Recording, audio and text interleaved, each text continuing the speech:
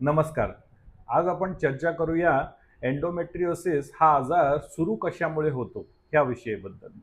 तर एंडोमेट्रियम हा गर्भपिशवीतल्या आतल्या बाजूचं असून ते जसं मासिक पाळीमध्ये ब्लिडिंगच्या मार्गातून खाली पडून जातो, तसंच एंडोमेट्रियम गर्भपिशवीच्या वरच्या बाजूला असलेले फॅलोपियन ट्यूब्सच्या मार्गातून गर्भपिशवीच्या बाहेर येऊन मागच्या बाजूला पसरतो.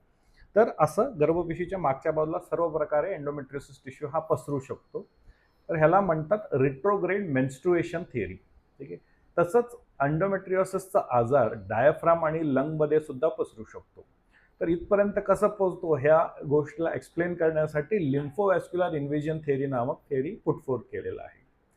पण हे सगळ्या थिअरीजला बघता अगोदरच्या बायकांमध्ये एंडोमेट्रियोसिसचा आजार का नव्हता किंवा कमी होता आणि आता ह्याचं प्रमाण का वाढलेलं आहे, ह्या गोष्टीला एक्सप्लेन करण्यासाठी सध्या कुठलेही थिअरीज नाहीये. पण एंडोमेट्रियोसिसचा आजार हा नक्की इन्सिडेन्स ह्याचा खूप वाढलेला आहे.